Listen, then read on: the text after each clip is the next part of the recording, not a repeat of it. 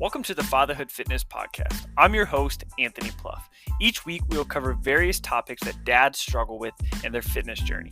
I'll give you actionable steps that you can apply right away, not only to take back control of your own health, but so you're able to be a better example for your kids too.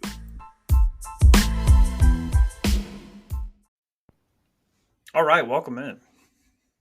Hope you've had a great first month of 2024 so far. It's gone by really fast. I think that it always happens. Once we kind of hit the end of the year, we go through Thanksgiving to Christmas, and all of a sudden, we're kind of looking forward to the new year starting. And whether you set New Year's resolutions or not, it seems to go by just incredibly fast. And maybe it's just because we're all so busy, right? I've got three young kids, and so we're always doing something, right? There's never a dull moment, but I love it. I love being busy, but it does. You just got to stop and think, or just kind of appreciate the time you have, because it does go by really quick, and it makes me sad sometimes because I know my kids, they're young, but they are getting older, and just looking back in my phone and stuff like that. Yeah, it's weird how you don't really realize, it's like when you don't see somebody for a really long time, and you can see how much they change and stuff. You don't really get that with your kids because you see them every single day. But then you look back at pictures, and it's pretty incredible how much they can grow, right? And I mean, this month has just absolutely flown by. It's been super cold here. It was, I think, last week or the week before, it was in the negatives every single day. It's quite a bit warmer this week. We still got a bunch of rain and snow and stuff, but haven't been outside much. Tried to go on my normal walks and things like that. But to be honest, the past couple of months I've really struggled to stay consistent with my own movement goals. And so I know I need to get back on it. Last year, when it was real cold like this, I would walk on the treadmill more, or do like running interval training and things like that in the garage. But this year, I just haven't made the time for it. I feel like, and maybe it is because my kids are getting older and stuff like that. But I've just been swamped, with my own work and my own other stuff, that I'm doing and stuff, and it gets to be a lot sometimes. And so just getting back to that movement goal is something that I know I'm really going to start focusing on again. It wasn't a New Year's resolution, but it probably should be every single year, right? I always do a pretty good job at averaging, around 7,000 to 10,000 steps a day, and I bet over the past couple of months I've been closer to like 5, if that. On some days I've been I work from home, and so I have my home office. So my house isn't very big, and so walking around the house isn't a bunch. I don't get a bunch of steps there, but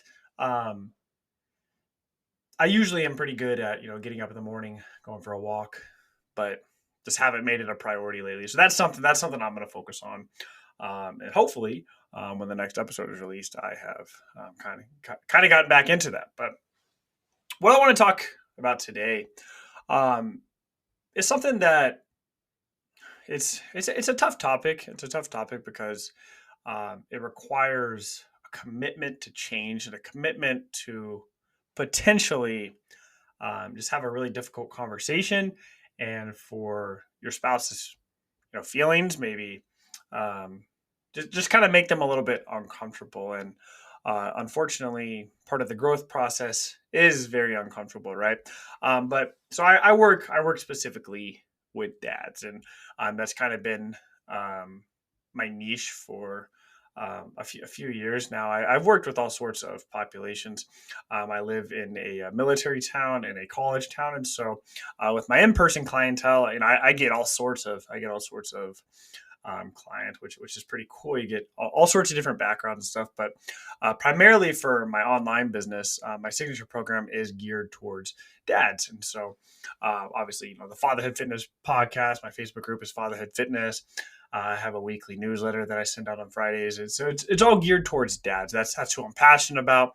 That's who I spend my time trying to serve. And so obviously not every dad is married. Not every dad has a spouse, but Um, a lot of the dads that I work with, or the majority of them, they are married, and so a lot of times I'll get on enrollment calls with with potential clients, and um, one of the excuses that comes up, and when I first started coaching online, I thought maybe it was just kind of a one-off thing, a random occurrence. I'd hear it every once in a while, but not very much.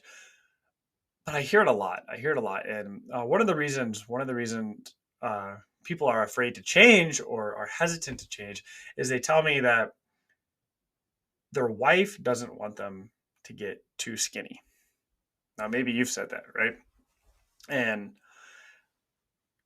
maybe that is true, right? Maybe your wife doesn't want you to get too skinny, or they don't want you to lose too much weight. But let's dig a little deeper on that, right? Let's flip. Let's Before we do that, let's flip the roles there, right? What if you told your wife like you didn't want her to lose weight, or if there's something about her body that you didn't want her to do? Where do you think that would be coming from? It's probably coming from a place of insecurity, right? Right. If your wife is very beautiful, and she's dressed up nice, and you're going out in public, and you haven't really taken care of yourself, or maybe you're feeling a little insecure because she does look so great. That that's probably coming from a state of maybe fear, insecurity, doubts about yourself. And so when you say that your wife doesn't want you to get too skinny, it's probably safe to assume, and obviously assumptions can be a negative thing at times. But if somebody's telling you they don't want you to be too skinny, or they don't want you to lose too much weight, that's probably coming from a state of insecurity, right? A state of fear, right? Not that they're just worried about you, leaving them for somebody else. Like, hopefully that's not the case, right? But it probably makes them feel uncomfortable about their own choices, because maybe they aren't in a spot where they are ready to change yet, right? There's kind of a continuum of deciding you want to make a change, and then actually making a change, right? And there's a really large gap there, right? And when you decide to make a change, when you decide to make improvements in your life, it doesn't just affect your life. It affects everybody's life in your life, right? Because they have a perception of you. They they see you in a certain way, and when you challenge that perception, when you change that perception, all of a sudden it threatens a part of their identity, right? Think of maybe a friend you have, or a family member that started a new business. A lot of times people will kind of have some negative comments, or they'll give you a bunch of advice that doesn't really hold a lot of water, because they haven't been in that situation themselves, right? Maybe you're wanting to start your own business, go out on your own, and all of a sudden everybody in your life is telling you, well, it's great to have a salary, the security, you got a family, and all this stuff. It's that's very common, right? And so if you're changing careers and you're hearing all of that, imagine if you were the overweight kid in your class growing up, and now all of a sudden you get in really great shape. How are the people in your life going to view you now? Very differently, right? You're going to be a different person to them, and that's scary. That's because it's almost as if they lost somebody. It's almost as if they lost somebody. They lost that comfort. Obviously, hopefully, they want what's best for you, but it scares them. It scares them because it challenges their perception.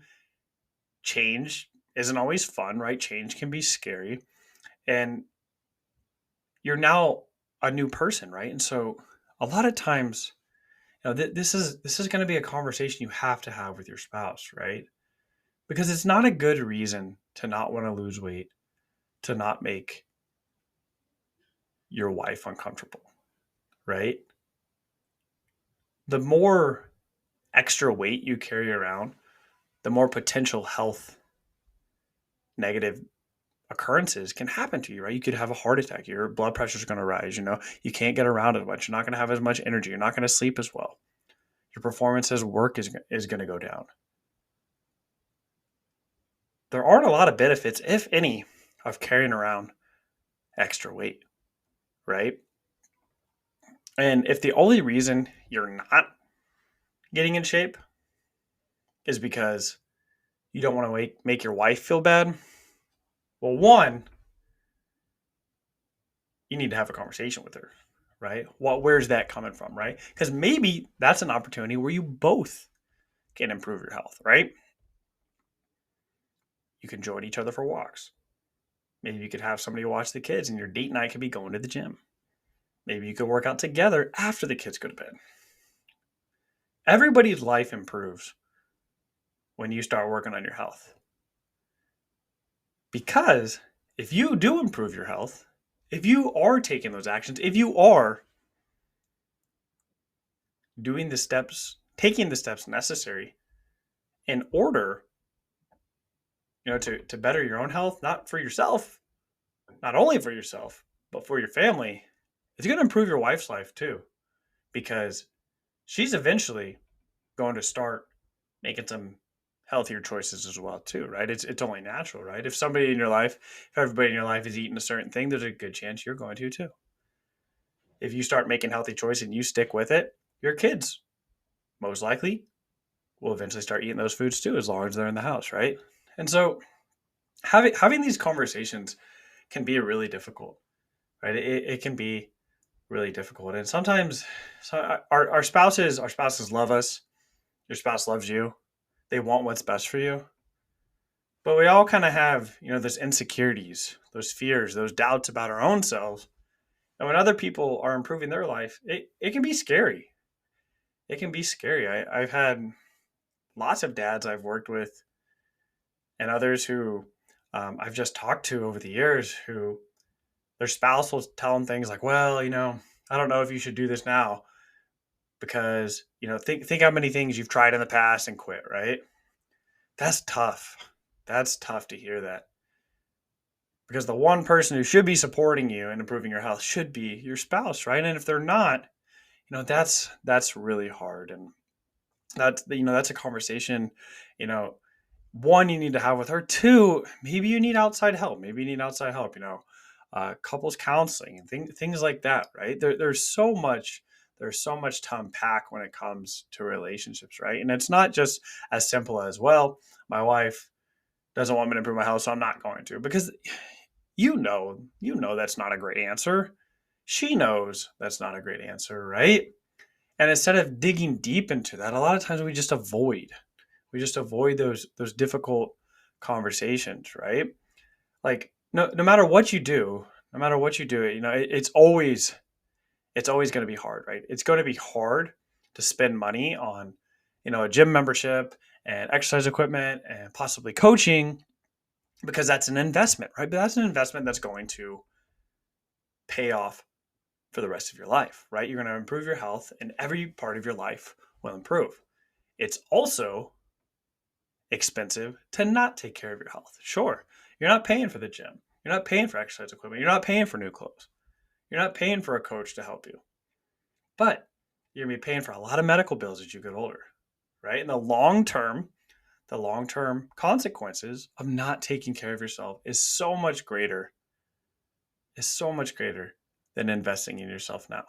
Because once you start to build these habits, it becomes part of you. There are so many habits you already practice.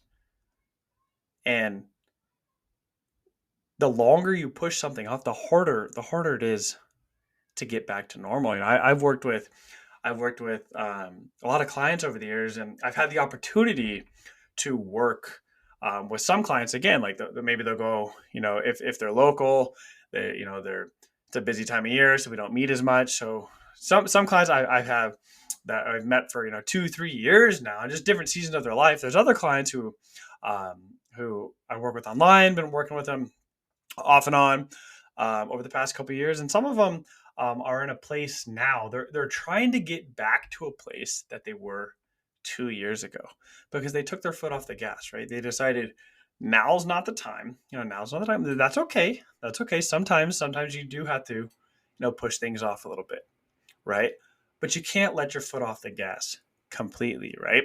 And so there are some people who, from the first time they reach out to the time they actually start taking action, they are in a worse place than they could have been 2 years ago, right? And so they are just working. It's taken them 6 months just to get back to the starting point they were 2 years ago. And that can be really frustrating.